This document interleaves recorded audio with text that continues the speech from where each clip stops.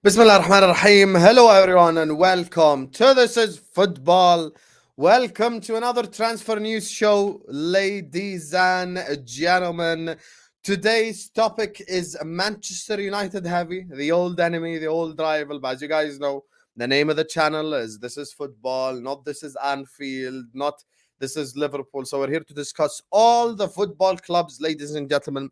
And this is exactly what's going to happen on today's show. It's going to be Man United heavy. Manchester United are today's topic.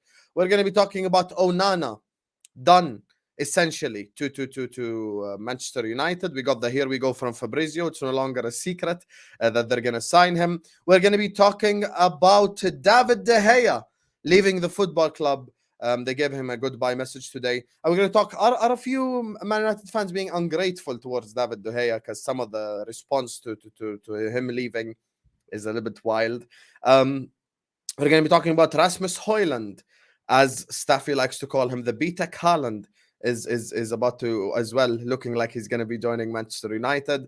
And we're going to be talking about Mr. Ten Hag. Is he trying to play the Klopp system? Is he trying to play the Pep system?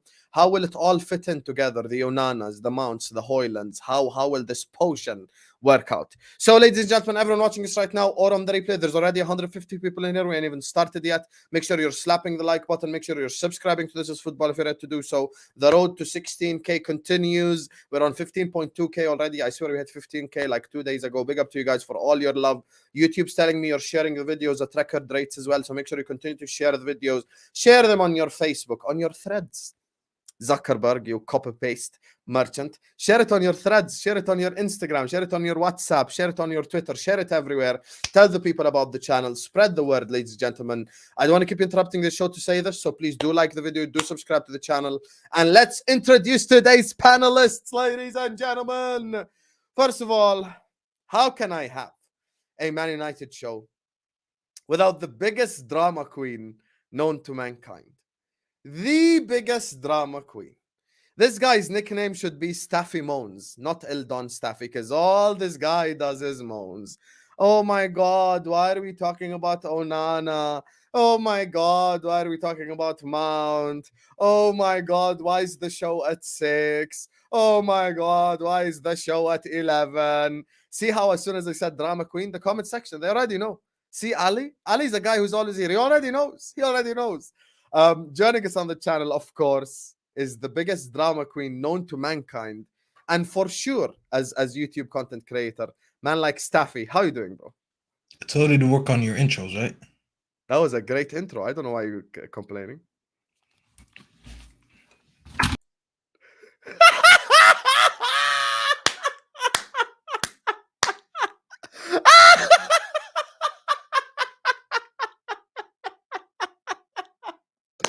He just proved he's a drama queen.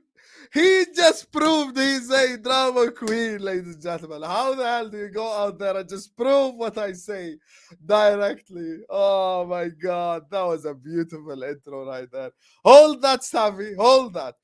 And today, of course, joining us on the channel for the first time, making his debut, Igal's biggest rival. This is the, this is the Undertaker versus versus like Stone Cold back in the days at WrestleMania. Him and Igal are always beefing on the terrace. It's the first time actually me and him kind of working together on a long show like this. But you guys have seen him on the football terrace. Big up the football terrace. Big up Terry. Make sure you go look at this drama queen, bro. You ain't. Was that dramatic enough? Yeah, that was very dramatic. You guys have seen us work together before on the terrace. Make sure to go subscribe as well. Big up Terry, big up KJ. Joining us on the channel, of course, is the man himself, infamous for the screen behind him. Man like Deezy has joined us. How are you doing, bro? I'm on me. Yes, sir. How we doing, ladies and gentlemen? Appreciate you for having me. First time, but won't be the last time. I'm looking forward to some group therapy. I'm not gonna lie. This is the first football show I've done since the end of the season, so it's an honor.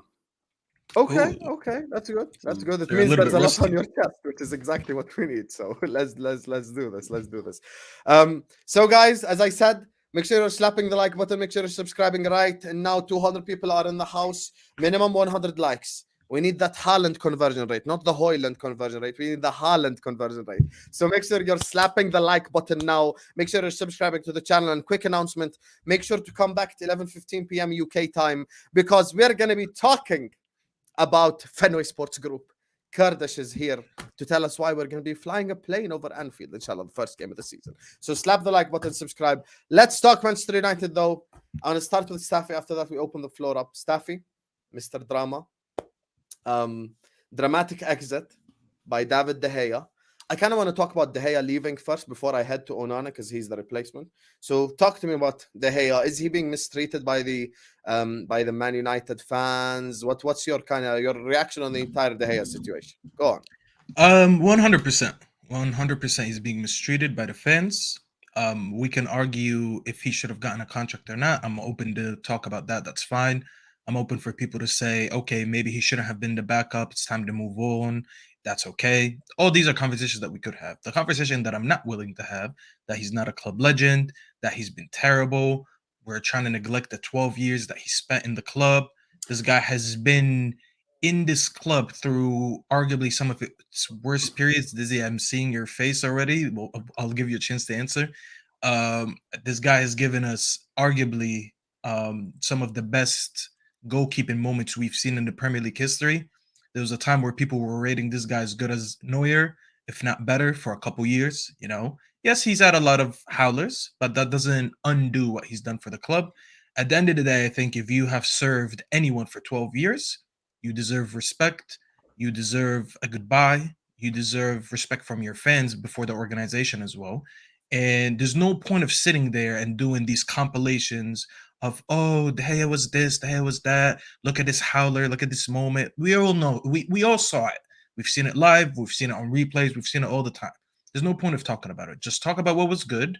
Thank him for what he did. And let's move on. This guy was a 4-time Player of the Year for us. He was a 5-time PFA Premier League in the PFA Team of the Season. Couple Golden Boots. He has the most goalkeeping appearances in Manchester United history. He has the most clean sheets in Premier League in Manchester United history.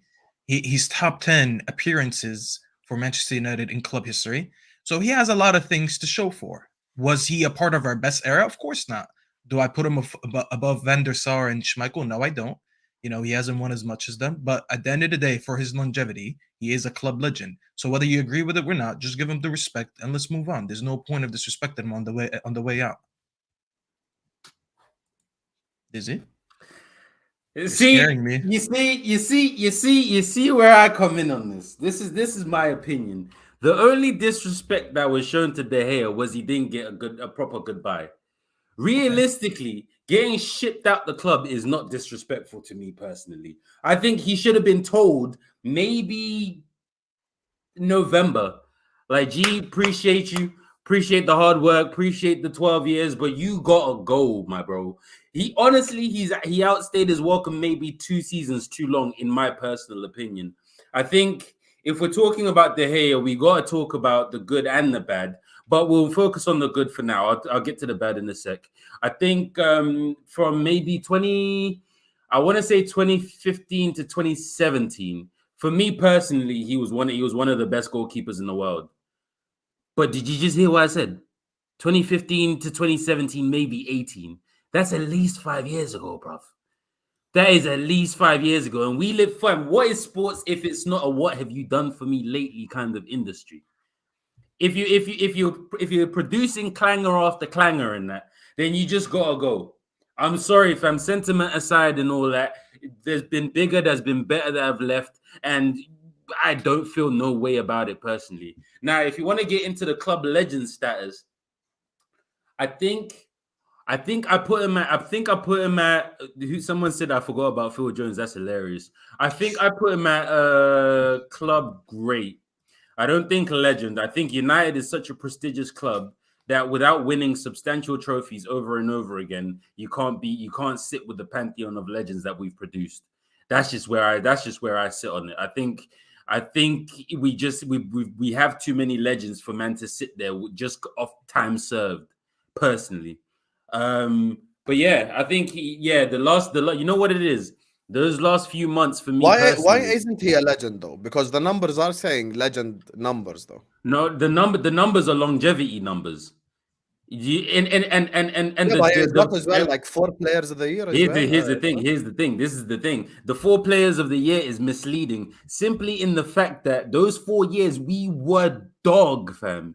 The fact that there was no outfield player worthy to even be in that conversation means that our team was so trash. We got trolled so hard. We finished 6th. We finished 5th, we finished 4th, we finished 2nd one season. Then we went back to 6th. These aren't for a goalkeeper from this. These ain't numbers that said that these ain't performances or overall season position in the table saying, you know what, he really pulled out for us. And we're talking about 1 Premier League in 2013.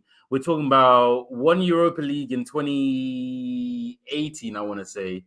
We're talking about 17, sorry, yeah. We're talking about an FA. We're talking about 2 FA Cups. One FA Cup, 2 League Cups. 1 FA Cup, 2 League Cups, bro. And but is it his fault though? Because he's kind of the reason why many United fans, even back in the day, were saying like David De Gea is the reason why we're not relegated. People were saying stuff like that. So by that definition, Rashford's about 4 years away from being a club legend. No, because I don't think Rashford has hit the heights of De Gea. Last season he did. At no point did we sit there and we said Rashford is the best in his position. I think De Gea was in conversations. He wasn't in conversations. He was regarded by many as like the best keeper in the world. I don't think Rashford has ever been looked at as like the best winger in the world. In his because position, you have to look at the levels he hit as well. Mm-hmm. Nah, I think you know what I think Rashford last season, I think he was in conversation with some of the best wingers in the world. And if you look at numbers, I think the numbers don't lie. No one ever said that. But Rashford is the. So we're saying Rashford's maybe like 2 or 3 seasons. Even if United win nothing from this point forward. If Rashford goes 3 more seasons, winning player of the season for Manchester United, and producing nothing, scoring 25 goals plus, I will regard him like that. And producing nothing. What do you mean? So what is producing nothing in terms of trophies? Producing nothing in terms of trophies. Does he fall in the club legend status? Of course, because it's not his fault. If he's doing these numbers that we're talking about and we're not winning trophies, I have to look at everyone around him. See, if he was playing for Ipswich and that, I'd hear it. But for United, you can't tell me Wayne Rooney, you can't tell me George. Bro. Then you tell me Rashford if he hasn't won anything. I'm not hearing it. Listen, bro. Mo Salah has won Premier League, but the numbers he produces since he's joined that Liverpool team makes him a Premier League all-time great. Yeah. But people are gonna look back and they're gonna be like, "Well, he only has 1 Premier League." Not just 1 Premier League. He has their first Premier League. No, but that doesn't matter. He's still won. Whether it's the first or not, people are gonna look at the numbers he's done. He's gonna be like, he was scoring 30 plus a season. Why are we talking about Mo Salah here? That's why. No. The reason I'm doing that, I'll tell you why. Where are we going with this? I'll tell you why. Because this is hypothetically speaking that Rashford scores 30 plus again every season for the next 3-4 years. This is what Mo Salah did, because Mo Salah would score about 30 goals a season every season for the past 5 years, but he only has 1 Premier League to show with it. So if we say he's not a GOAT because he's only won 1 Premier League, that would be unfair, because I'm going to be like, look, he won all these golden boots. He was the best player in his position. It's not his fault that his team didn't help him deliver more Premier Leagues. You can say that, but then you say he's won their first Premier League. He won them the Champions League. He won them the Club World Cup, and he's as far as goals and assists, he's been up there for 5 straight years. To me personally, that is inarguable. Then when you get into the legend status conversations, if you hear what I'm saying. No, I hear you, but the thing is, I can't agree more with the stuff, because even what you're talking about 2015 till 2018, okay, that 3-4 year period when De Gea was like at his best in his prime, I wouldn't say it's his fault why United didn't win important stuff. No. Like I think De Gea did what he had to do. It's maybe other players' fault, the managers, the club, whatever. Because De Gea played at a very high level. So I don't like. And when you look at the numbers, and I think he has the most clean sheets. He has like a whole heap of appearances. The thing is, for you guys, and I understand where you're coming from, is he came after your success period, and the part after the success period wasn't successful. But you look at him as an individual. I'm gonna be honest with you. Look, maybe these last 2 years, 3 years has kind of scarred the way you look at him a little bit. But that period of 3, 4, 5 years, He was regarded as one of the best goalkeepers on earth, and the Look, numbers back it up. Look, I hear it, and if people want to put him there, that hey, that's your metric. For me personally, if you're talking about the Real Madrids, you're talking about the Barcelonas, you're talking about the Man Uniteds, you're talking about the Bayern Munichs, you're talking about the Liverpools. Well, maybe Liverpool lesser to extent because they're just coming out into the more successful period. If you're talking about those big clubs that are infamous for winning year on year, for going 3 on a row, for going Champions League, Premier League doubles, you can't put somebody that's won very minimal in the conversations with some of the legends of the club who have all went on to win 3, 4, 5 league titles. And even if, let's say, okay, I understand what you're saying as far as okay, he came at a bad time and whatnot. That's just what it is. It's unfortunate, yeah. But that's just what it is. Look at if Newcastle produce a player right now, but if you go back to Newcastle from the 80s, the Alan Shearers and that, those are their legends. You got to go do what they did to make your way into these conversations. That's just where I look at it. I guess that's your opinion, bro. I mean, at the end of the day, if you think he's a club great, that's still respectful enough for me, which is fine. Yeah. I think more of my attack earlier was on the people that are genuinely disrespecting him. The way they're talking about him like he was never good, and that's recency bias. I understand the last 5 years weren't his best. And by the way, I've been an advocate. I mean, you're in the chat with me. You've seen how happy I am about Onana. So you know I already wanted him gone. I just wanted the respect. I wanted the respect given. I don't like ungrateful people. Yeah. You know, I don't like people who forget if I did something good for you and you forget it because I did something else that after it that wasn't good enough. I don't like that. It sounds ungrateful to me. I think we've been an ungrateful club a lot as of late, and we've seen it with many players. We've been very ungrateful with a lot of our players that have been leaving recently. You know, whether they're club legends or not, whether they've been there for 10 years, 4 years, 5 years, even a year. We've been very ungrateful, and it's mainly because we don't win. But I can't put it all on De Gea. I can't just dismiss that this guy gave us 12 years of his life. At the end of the year, yes, he was an employee and all that, and he was getting paid, and people like to remind me that he almost wanted to go to Madrid. But I'll also remind you that most of you guys that are saying that, including myself, we sat there and celebrated that fax machine wasn't working. I'm not going to sit here and pretend that I didn't celebrate. Everyone was happy that that incident happened. So let's not forget what we felt about him at some point. We grew up watching David De Gea, okay? So now that we understand football a little bit better, we kind of see the deficiencies that he's had, but we didn't see it years ago, which is why we have this attachment to him. So it's very fine to understand football better and to see his deficiencies in terms of distributing and commanding your box and sweeping and all that stuff. I get all that. But I'm not going to dismiss how this guy made me feel as a United fan for 12 years. You know, I've seen the bad and I've seen the good. So I'm just going to remember for the good and move on. Look, yeah, no, I think low key, no, not even low key. I think high key, United internet fans may be the worst fan base we have out there. Bro, we have 1 hour compilations of his fails. Bro, do you understand that? I'm going to be so honest with you. You know, I was heavy on the Arsenal fans are in the mud. They're terrible. Their fan base is obnoxious. I don't like them. And then I started getting into these spaces and whatnot. And I'm like, fam, these United men are idiots, bruv. These men are just saying shit just for the sake of saying shit. I'm like, you just started watching football, right? You downloaded your opinions like based off Twitter. That's where you got your. So yeah, I completely agree. I think the United internet fans have been completely disrespectful of most of our players. I think the good, the bad, and the indifferent, to be honest. So I don't agree with none of what them men are saying. But I think the truth is somewhere in the middle. I love De Gea. I think the way that United did him in the end, I think they did him dirty. And like I said when I started this point off, that they should have let him know from the jump that, look, we want to go in a different direction. Appreciate you for the 11 years, the 12 years that you're about to put in. But at the end of the season, you got to move on. For the good of your family, you got to make plans moving forward. And thank you for the service. And I think that's how we should have handled it for somebody that's treated us with so much respect, minus wanting to go to Madrid in the fax machine incident. But other than that, yeah, I 100% think that I think he's great. I think he's helped us so much. I think those 3 seasons he carried us. Not only like he was good, he was great. He was carrying us through games. Literally, yeah. Yeah, there were games that we should have lost that we won. The No, that Arsenal we drew. 3-1 is the one that sticks in my memory. We Like, should have lost bro, that. like We should glue. have lost that. 3-1, and that guy Yep. was making save after save. And then I think 2 weeks later, we went to Spurs and we won 1-0. Yep. When Rashford scored that one goal in the Spurs Yep. stadium. And this guy, Yep. I think he made a record amount of saves that game.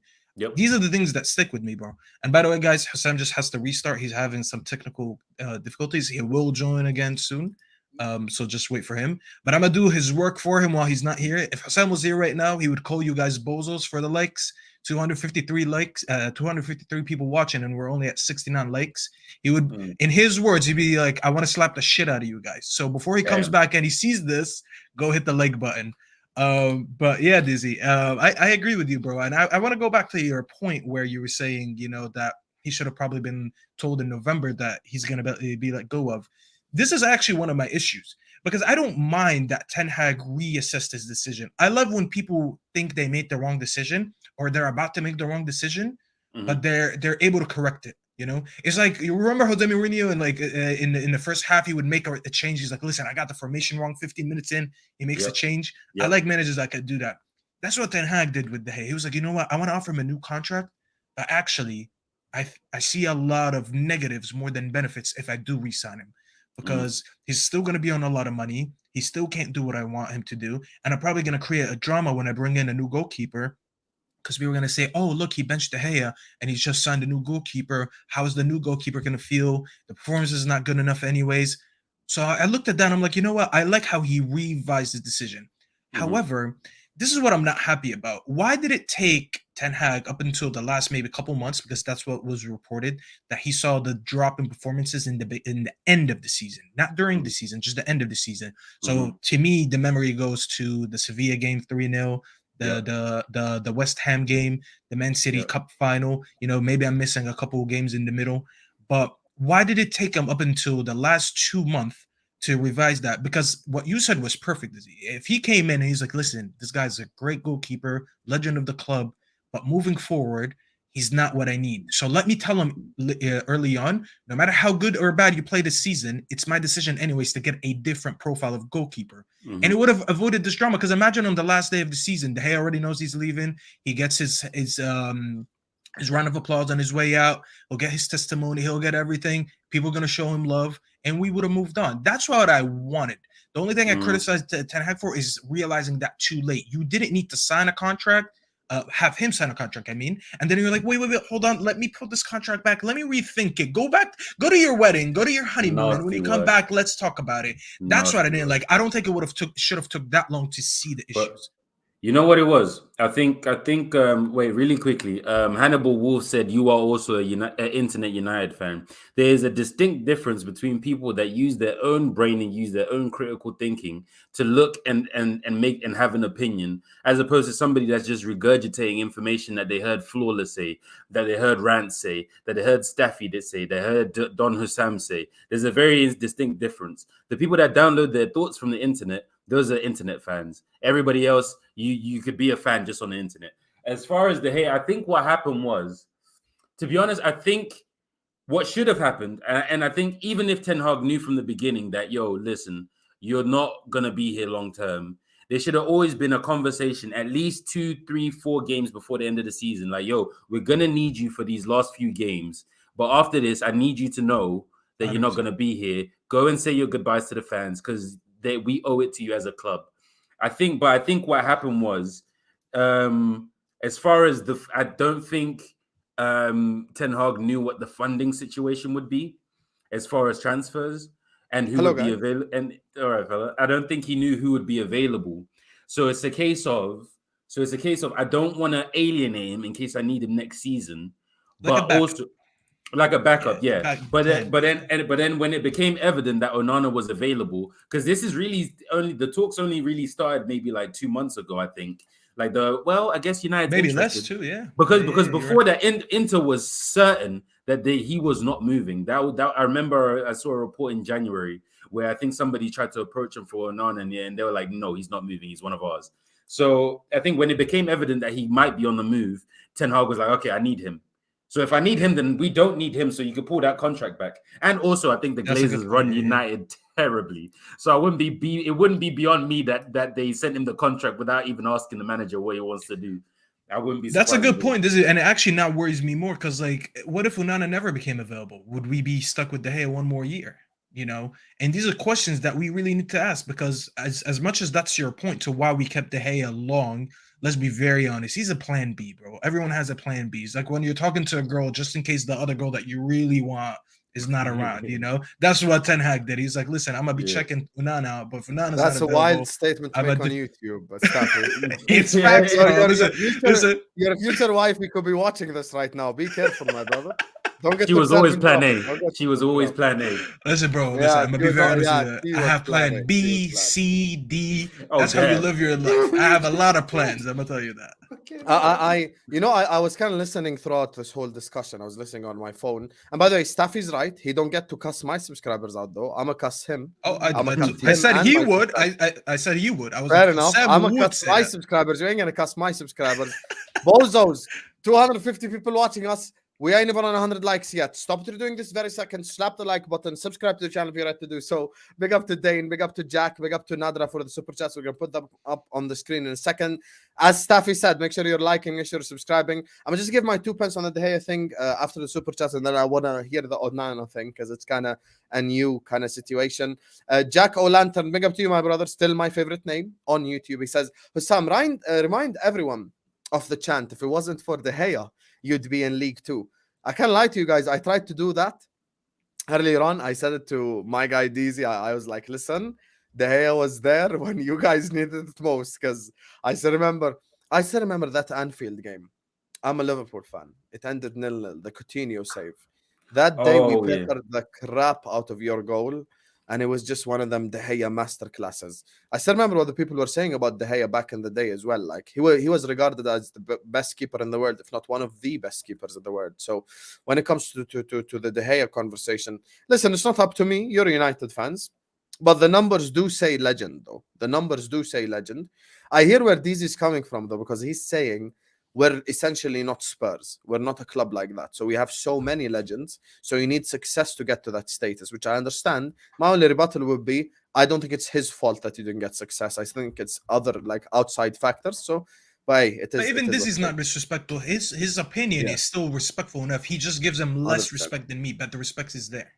100%. Queen Nadra just sends in a super chat saying FG. I have no idea what that stands for, but someone said something in the comments. Can I go at it a little bit? Yeah, I'm gonna put it up for you in a second. Okay, let me just get David to Dane. Saar. Okay, yeah, I got you. David who? Saar. Okay. Before I put that up, Dane says, "Cut the crap, United fan, and be real. Are you telling me that there is only one fax machine in the whole club? How stupid do fans sound saying that?" That's not the point, though. The point is, it was this fax machine incident. Whether or not it happened, who cares, fam? Who cares? Bro, you guys actually believe the fax machine didn't work? No, that's not the point. The point is the incident was that we didn't send his paperwork on time because of a fax machine, and we were happy because we wanted to keep him. If you don't understand that, then I don't know what to tell you. You're too fixated on the fax machine. Who gives a fuck about the fax machine? Imagine the whole fax machine. It's probably asked, what brand was the fax machine? There's one. I never thought about it like that. Why the hell would there be only one fax machine at the club? There's no one. Dane is making a valid point, low-key. Do they even still use fax machines in 2016? Like they couldn't email it, you know what I mean? Yeah, they couldn't just email it and the guy print it. Like, listen, Ronaldo said the jacuzzi. Dane, you're onto something. I never thought about it this way. If the jacuzzi is old and Ronaldo told us the jacuzzi is old, then just imagine our electronics. That fax machine is probably from the 90s, so maybe we would believe it. Cobwebs. Big up to you, Dane, man. Big up Jack. Big up Nadra.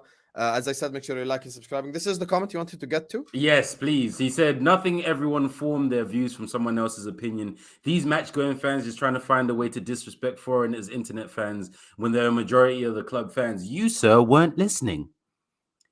And also, one point I will make. I don't go to United games simply because I refuse to give money to the Glazers. That's where I stand on it, and that's just my shit. The second point is you don't have to be a match-going fan to not be an internet fan. I said, don't download your thoughts from what other people have said. Look at what is going on. Use your own critical analysis and think for yourself and form your own opinions. If I could tell where you got your opinion from, I'm sorry, fam. You don't hold that opinion for real. You just think it's the right thing to say. Dizzy, I have the most unpopular opinions in our Man United chat. Yes or no? Oh yeah, Everyone. I get Hassan. Obviously, you're not Man United fan, so you don't know it. But I get all my opinions invalidated, and it's fine. The one person that actually keeps me in check is Dizzy. So if you think I'm dramatic, you should see what Dizzy does with me in the chat. Oh, he was freaking out. He was freaking out. Maybe what was it 4 days ago? We're day 4 now. It actually segues perfectly into Onana stuff because it was July 3rd, and we sent a bid that was rejected because it was too low. So I went into the chat and I was panicking. I was like, "There we go again, another deal that we're gonna mess up." They said they won't accept deals after the 17th, something like that. And Dizzy goes, he's like, "Yo, Staffy, it's the 3rd. Relax." I was like, "Yo, actually, we do have like 2 weeks. I probably need to breathe a little bit." yeah, but it was funny. But you know what it is? I think United fans just have PTSD at this point. I do. I think it's and I have it too, where it's like we've been run so bad for so long. Any sign of I think we're messing up here, it just triggers that part of your brain where it's like, I don't trust them. Why should I? Yeah, that's facts. So, Onana, it's a perfect segue, as Staffy said. Moving on to the guy after De Gea. Onana, we're getting the here we go from Fabrizio. I've had United fans making me cringe all day long, just singing Onana, what's my name, all day long on Spaces, annoying the crap out of me. So, Andre Onana, ladies and gentlemen, Man United player, going to be apparently this week. It's going to be announced and all of that. Well, what are you guys saying on your next upcoming goalkeeper? I'll let Staffy go. He seems more passionate about it. Listen, if a goalkeeper gets me sitting there watching compilations, you know he's good. You know, because why else would you watch a goalkeeper compilations? I just like how he's very ballsy when it comes to the style of play that he plays. You know, the dribbling that he does on the ball, his persistence to find the best pass rather than just the easy pass. You know, I watched a video about him yesterday. I forgot who he was talking to. He was like basically like coaches his whole career were teaching him you make the right pass, the easy pass, and you never pass down the middle. And he was like, to me, it's like, why can't I pass down the middle? You know, so it shows me that he just tries to make the best selection, even if it's a risky one, which sometimes will bite us in the ass. Let's be very honest. Expect a few mistakes from him coming up when he signs for us. But you know who also makes mistakes? Alisson makes mistakes. Ederson makes mistakes. But this is why they're regarded as some of the best goalkeepers. Leave my keeper's mouth out of this. Don't bring Alisson. I actually respect Alisson a lot. As much as I hate your club, I actually have a lot of love for Alisson. I can't lie, Staffy did vote for Alisson in the team of the season. Remember, bro? And I think I was against like almost everyone. But I do have a lot of respect for Alisson. They're trying to do a Nick Pope prop. Hold that. Yeah, they were like Nick Pope over Alisson. Sure, bro. Anyways, but back to what I was saying. No, he's gonna transform this team 100%.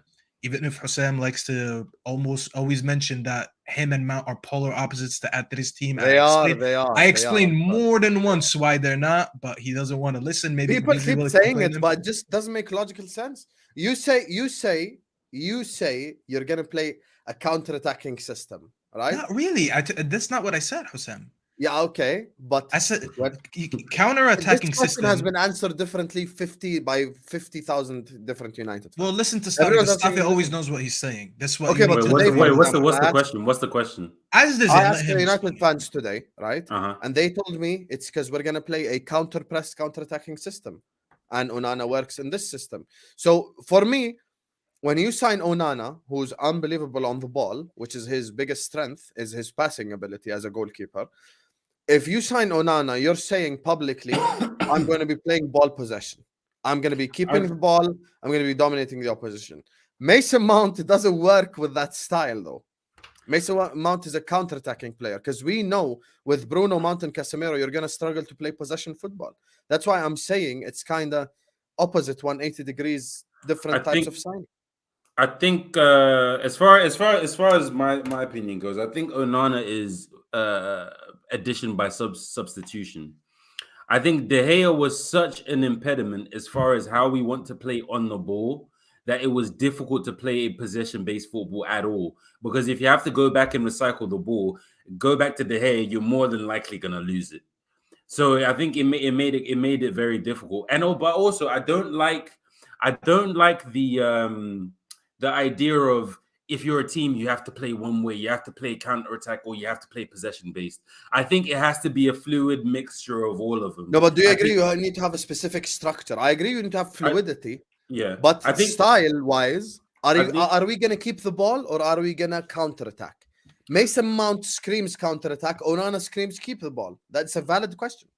I think stylistically, I think you go heavy rotation, possession based with the ball in the first 2/3, and then you try and move the ball quick in the final thirds. I think from what I've seen of Ten Hag, I think that's what he likes to do. I think especially from watching the game last season, it's a case of be controlled with the ball in the final in our third and in the middle of the pitch. Don't lose the ball too much. Keep it clean, keep it tidy, keep the ball moving.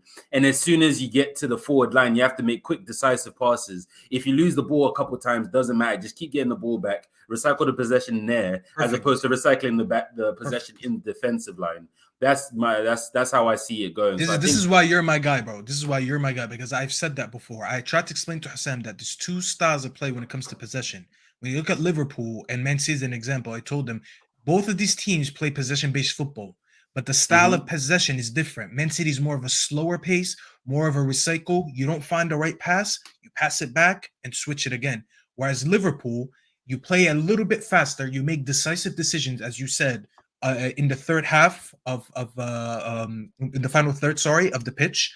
If you lose the ball, it's fine, because the idea is the counter press. We try to win it again within the next 5 to 10 seconds. You don't just like drop and wait for them to get the ball again. You don't do that. That's the counter press that we're talking about. We are going to play a similar style to Liverpool more than Arsenal and Man City. And this is what I try to explain. When you have a goalkeeper like so Onana, it's going to be a Klopp Pep mixture, basically. It's not really going to be a Pep style at all. Like the way he's went with these players, because if we were going for a Pep style, we would have had a little bit more better passes in that back line and in that midfield, which we don't have. Onana, I think you keep forgetting. I keep reminding you of this. Onana's going to do what Alisson does for you guys. How many times there was one stream that I watched for you. We were doing a match along. I forgot who it was. It was. By the way, listen. Just listen to me. Listen to me. Nowhere near when it comes to shot stopping. Listen to me, please. No, but I'm not talking about shot stopping. If you listen to me, you'll know where I'm going with this. There was a game that you guys played in the final, in the end of the season. I forgot which one it was. You won 1-0, and you said that what's his name? Alisson was man of the match because the amount of times he came out and swept the ball to avoid. I think it was Brentford. There you go. It was against Brentford. He made one one-on-one save, and he swept the ball the whole game. And you called the man of the match. This is what Onana is going to do. De Gea for us is not a sweeper. He doesn't step out of his box. Even if he steps out of his box, we panic. We see it against Sevilla. His first touch was so bad, he gave up that third goal. Onana, away from the ball, positionally, he's going to be very elite for us. Because when you play a high line like that, and you're going to have arguably Casemiro, one of the defenders, and maybe Luke Shaw sitting on that halfway line, when you get hit by these counters, you want a goalkeeper who is smart enough to be outside of his box to come out and sweep. And not only sweep, when you get the ball, let's say you won the ball somewhere in your half because like a long ball was being played, you need to pick a quick pass right away to the right person. De Gea is nowhere near doing any of these things. So that's the awareness and the away from the ball benefits that we're going to get from Onana. On the ball, I get all you're saying, that he's possession-based. He wants to keep the ball built from the back. Obviously, that's going to be happening, but that's not going to be the majority. The majority is like when everyone is up and there's a lot of one-on-one defending in your box because you're going to have most of your team in the final third, especially your midfielders, and a lot of defenders are going to have to do a lot of one-on-one defending.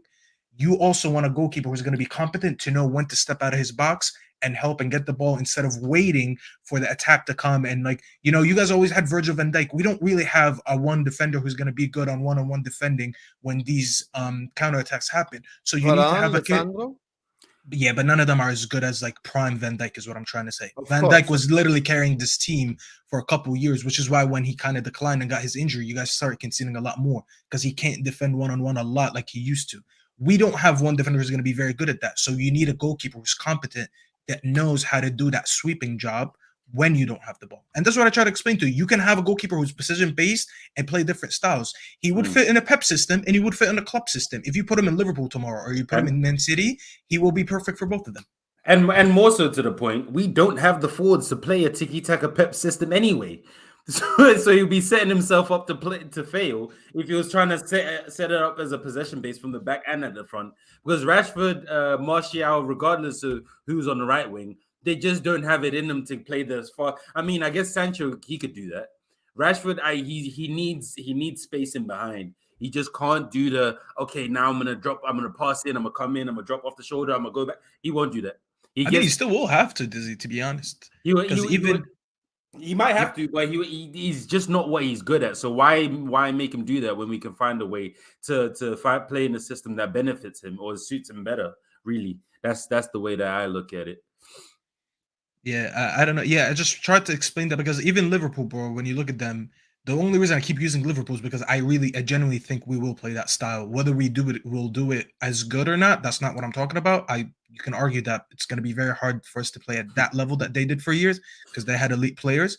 But going off that style, they were also known for scoring so many counter-attack goals. And Hussein can sit here and tell you that, you know, that one that year you guys won the Champions League, I think, when you played the semifinal against Roma. I remember those couple. Did he score a hat trick that day or had like a brace? These are the things that he was Mo Salah. He had like a couple counter-attacking goals. Double that day. You guys are known for either counter-attacking or if we have the ball, we're going to keep pressing and pressing and pressing.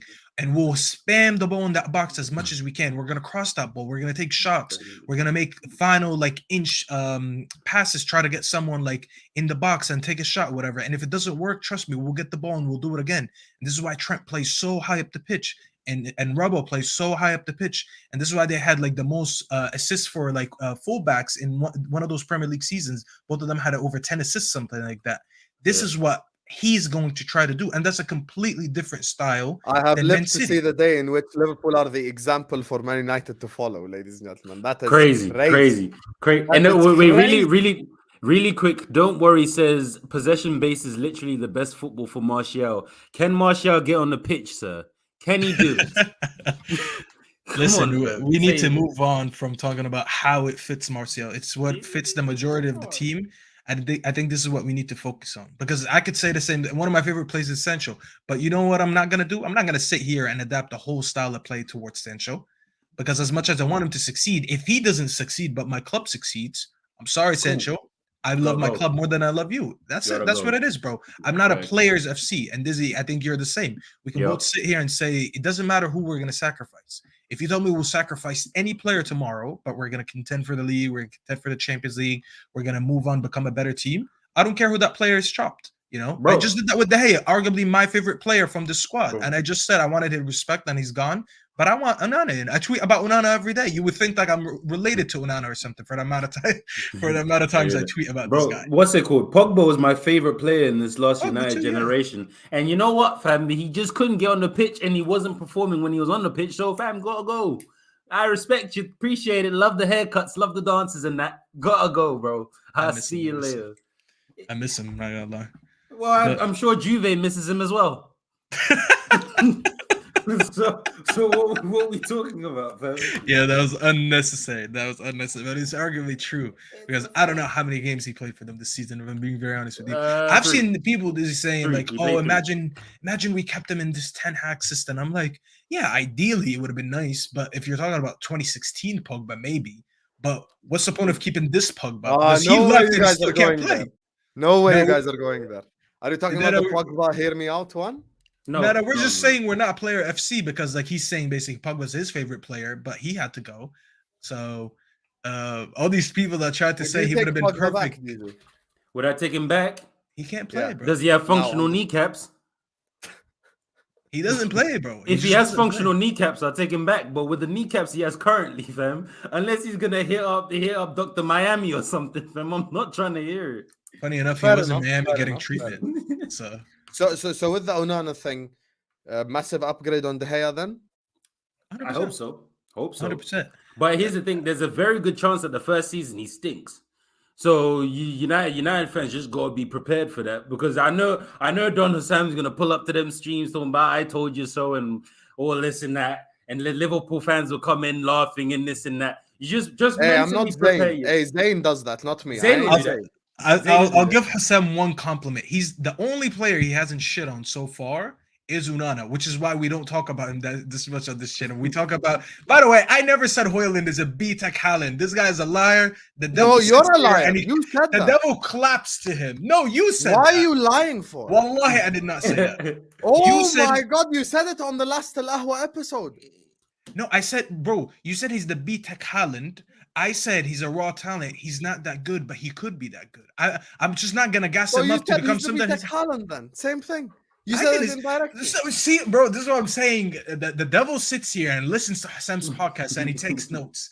Because the way this guy just like, bro, benefits the bro. I did not say You the actually words that he went said.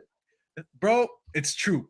It's true. He just like Okay, call before a we get spade to a spade. Højlund, have you guys said everything you want to say on Onana? I'll say, yeah, I'm happy to have him. Oh, Looking sorry, forward Diz, to I it. wanted to ask you a question. My bad, I Yeah. forgot. Sorry. Mhm. The point you just said, there's a possibility that Onana isn't this good this season. Yep. DZ, Uh-huh. many people, United fans kind of speak to on a regular, are saying that it might take him a whole year to adapt. And some people are saying they don't have that much trust in Andre Onana currently as things stand. They would have preferred other options in the summer, like Acosta and players like that. So, funnily enough, my ex-girlfriend, she's a Porto fan because she's Portuguese. So, so I ended up watching a lot of Porto games. Don't give me that look, fam. So I ended up watching a lot of Porto games, and I actually really liked them. To be honest, I really liked Obviously, them. you had no choice. Don't act like it was a decision. You That's had hilarious. to. And I ended up He had to watching a pay his lot of. rent. I ended up watching a lot of what's it called, of what's their league, Liga Nos. Yeah, so there's actually He even knows the name of the league. Hassan. there's actually Watches you know league. what's funny? No one knows that except him. No one knows that except that him. Liga You know what's Nos. funny? I would actually take Ramy, their striker, in a heartbeat. That guy Is he good? I heard a lot about him, but I've never watched Rame him. is a baller still. He's a baller, bro. But yeah, so I don't know. I might have taken Diego Costa, but it depends. It depends on what Ten Hag's trying to do, and maybe he sees something that we don't. And he's already worked with Onana, so he knows what he's looking for. Similar to how he already worked with Lisandro Martinez. So here's the thing: it could go one of two ways. He already worked with Lisandro Martinez, so he knew what he was gonna get, and he actually ended up getting it. He already worked with Anthony. He thought he was gonna get something, and he got a one-legged guy who cannot use his other leg, and I think he might have scored maybe 4 goals and got like 2 assists or something like that. So I'll wait and reserve judgment is all I'm saying. I'm a wait and see. I can't lie. Your judgment on the Portuguese league is a little bit biased. I'm gonna have to say because Well, she's Man gone was on now. that- She's man gone was now. on that very full time. You get me? So it's Wait, did you say she's gone now? Is that Yeah, what she's you said? gone now. Yeah, so I can keep her a buck. And I still like him. where are you going next? Are you packing your bags, going to Italy, Germany? Where are you going, brother? I got me an Irish girl right now, so we're off to Dublin, boys. We're off to Dublin. Are you gonna be watching the Irish league as well? Who's your team? Bohemian? Nah, I'm not on Ireland though. I'm sorry. That's hilarious. Watching a little bit of rugby though, but you know, it is what it is. Fair enough. I hear it. Before we move on to Højlund, I want to read this Pranay super chat and then just kind of speak on the last topic. We don't want to keep the guys here for too long. Big up to Dane, big up to Jack, big up to Nadra and Pranay for the super chats. 300 people are watching us. Please do make sure you're slapping the like. Do make sure you're subscribing to this football right now. Everyone, right now, this very second, slap the like button, subscribe. Remember to come back at 11:15 p.m. UK time to be talking to Kurdish regarding the FSG out movement. Big up to Pranay. Thank you so much, Habibi. He says, do you guys think Dalot has the potential to adapt himself into the inverted fullback role? It could allow United to use the 3-2-2-3 or 3-4-3 box midfield. By the way, Erik ten Hag's been using that at Ajax for time. Dalot is such a splitting figure in the Man United fan base. You know what? I don't like him. It's always just today I heard the United fan going I think Dalot is better than Ben White, and I think he needs to start for us. And then I hear the opposite. I don't like him, bro. He's cool. He's functional. But we But could do better. But the thing is, they like the people gas up his forward runs and his and things of that nature. But my thing is like, bro, yeah, he gets forward, but when he crosses the ball, where does it go? It goes back to them, man. So realistically, is he as good as what people are saying? I don't know, bro. They're trying to put him into these Trent conversations, and I don't see it, fam. Defensively, I don't see it. Going forward, I don't see it. I think we can. This is what Prana is saying. He's saying he doesn't have to be like Trent. He's saying Zinchenko plays that role too. Which I is don't why like Zinchenko either. I think he will play a lot next season. There's no way you gave up a midfielder that is known for ball retention like Eriksen, and you're going to put in someone like Mount, but then you're also going to put a fullback that is very, very bad on the ball. Listen, if anyone knows me, I don't like Aaron Wan-Bissaka. I think he's a very good defender. He's just a very, very horrible footballer. The amount of times this guy gets the ball in good positions and he looks like Bambi on ice, it's very uncomfortable. I've seen him so many times make the right runs. People are like, oh, but Ten Hag improved him. Yes, he made him a smarter player because that's what a manager's supposed to do. He's supposed to make you understand the game better. But if you can't shoot, as an example, I can't teach you how to shoot. If you can't pass, I can't teach you how to pass. If you can't cross, I can't teach you how to cross. The minute this guy gets the ball, he doesn't know what to do with it. So there's no point of making the right runs if you don't have the technical ability. And that's his issue. Is Dalot a better player than him? As a footballer, yes, he is. He's nowhere near the defender Bissaka is. But the way we're going to use our fullback next season, where they're going to be playing in midfield and they're going to be making runs between the wingers and the striker and occupying that little space up there, and they're going to be very advanced up the pitch, because Luke Shaw's not going to do that. Luke Shaw, we need him more for his defensive awareness. So the right-hand side, you need someone who's actually good on the ball. I'm telling you now, there's no chance we're seeing Wan-Bissaka playing games next season. There's Forget no chance. Wan-Bissaka. Do you think Dalot would invert though? He does invert. The issue is, like Dizzy said, his execution sometimes is not the best. It's better than Bissaka, but it's not the best, which is something that he can improve on, because I've seen good moments and I've seen like, what the hell is that moment? You know, so it's up to him to continue his improvement, because he started the last season very, very well. But then after the World Cup and he had that little injury, he kind of dropped and he never got his position back for Wan-Bissaka. And I think we played much more defensive football the second half of the season anyways, so he couldn't really get his way back.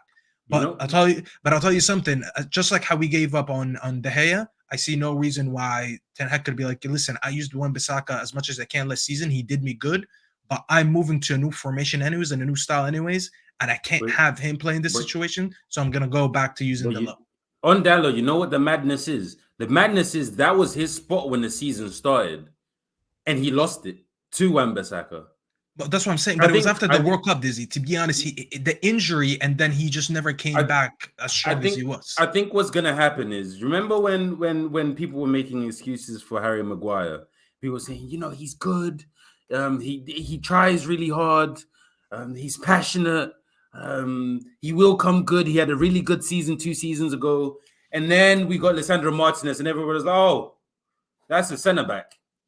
That's what a centre-back's supposed to do. And now it's not even a conversation. People are talking about, should he go to Scunthorpe in that? Harry Maguire. We don't care what happens to him, to be honest. Scunthorpe. That is wild. But nobody cares, is my point. Yeah. Where he goes, no one, as long as he's somewhere, just send him anywhere. It doesn't matter. So, and I think that's what's going to happen to Dalot. I think we'll get an actual right back that knows how to do the job of a right back and actually produce something. Oh, we need an upgrade, 100%. I think you guys missed out on Timber for that much money. I think he would have banged that right back. I want Dumfries. I like the look of Denzel. No. Get him off the No way, DZ. I like him. Dumfries is horrible. I like him. I like him. This is why you're not my guy. I take that back. You're not my guy after that statement. If I bring you an Inter Milan fan right now, DZ, he'd get down on two knees and beg you to buy. If Mo was on this chat, he would have gave him to you for free. He would have been like, I'm not gonna lie. I'm gonna keep it honest. I might have watched maybe a handful of games of Inter. So that's why you made that opinion. I'm not gonna. From the games I saw, he looked good, but I'm not gonna lie and act like I've watched every game and done critical. Dumfries, I'm gonna tell you what happened to DZ, guys. Before we just ask the final question, this is what happened to the World Cup. Dumfries is good 1 in 3 games. DZ probably watched the 3, 4, 5 good games he had, and he's like, "Yep, Let's get Dumfries. I can't lie to you guys. Dumfries is horrible. I'll be so honest.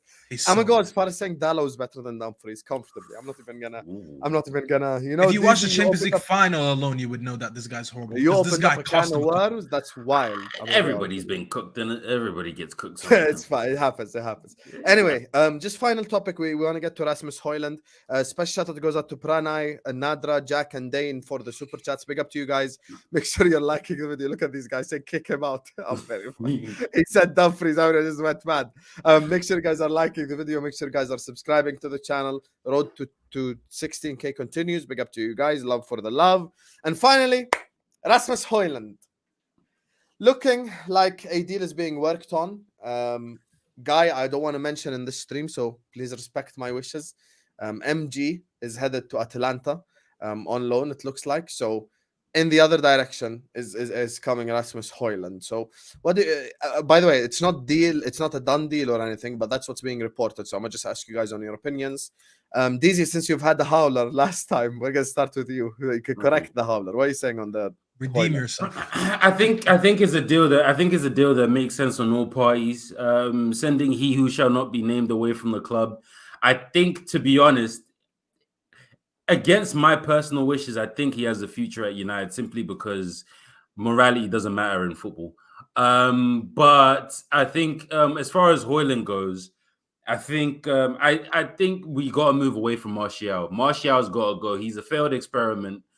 His kneecaps are made out of sawdust, and bro, it's just one of them. So I don't know too much about this Højlund guy. I know that he's really had like one breakout season, and then the season before he was kind of decent, but this season was the one that's kind of got the world looking at him kind of thing. So I'm open to anybody, bro.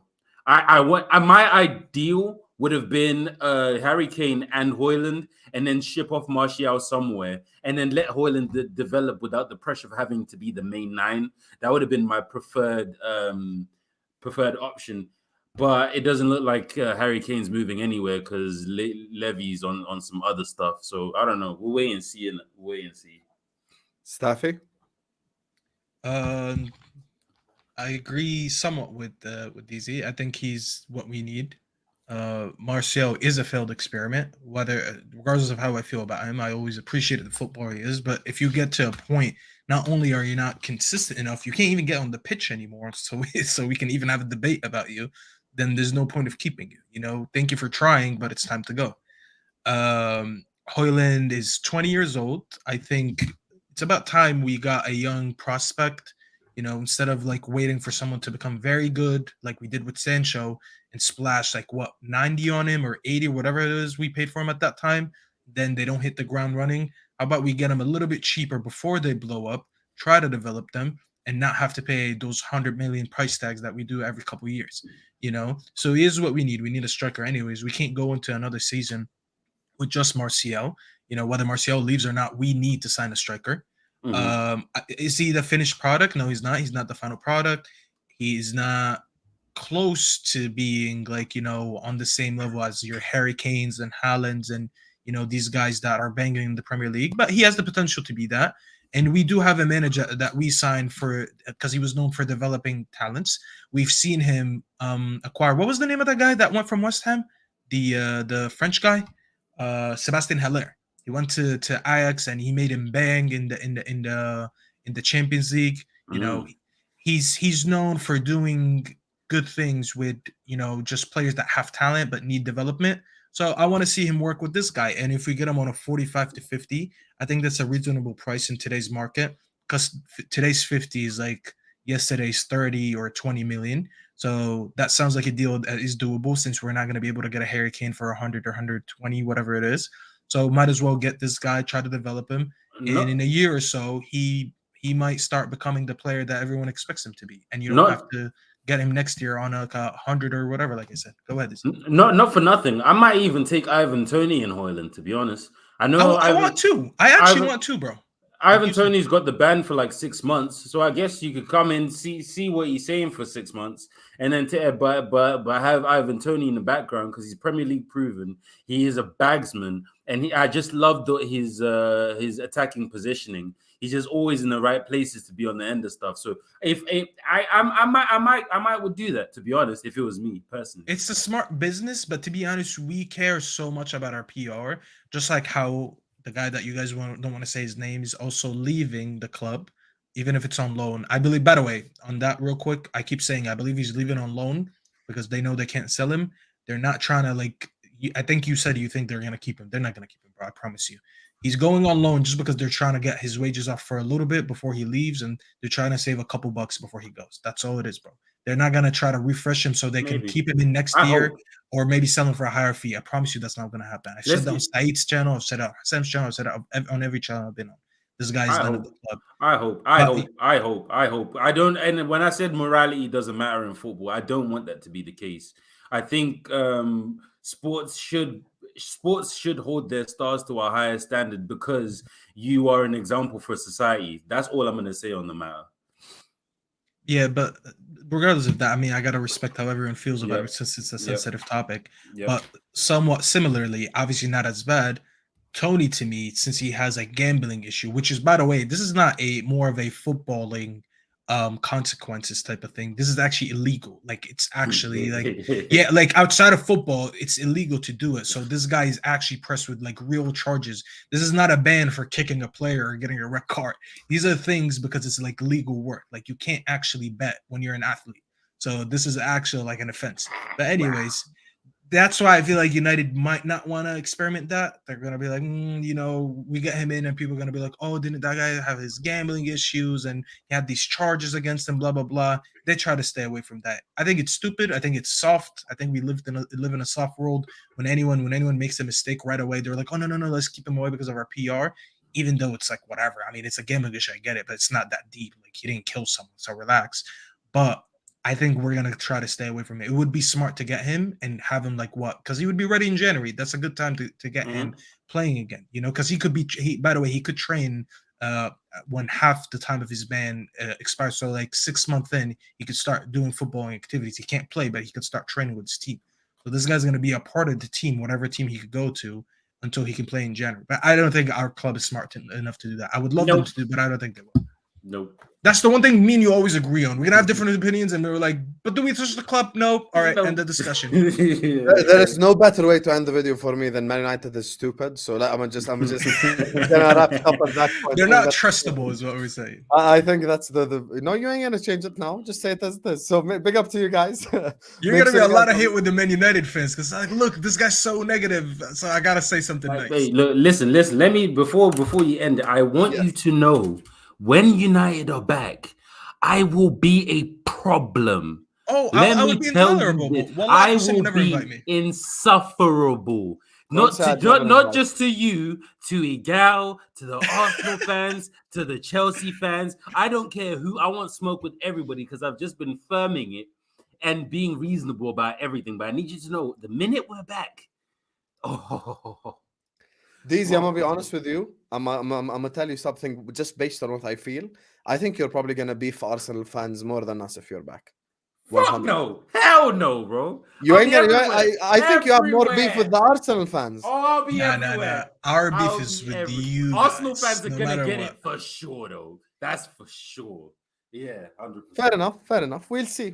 I don't think you're coming back personally, but time will tell. Anyway, big up to you guys. It's been an absolutely unbelievable show. Another transfer show, ladies and gentlemen. We promise you we're going to keep you entertained throughout the summer.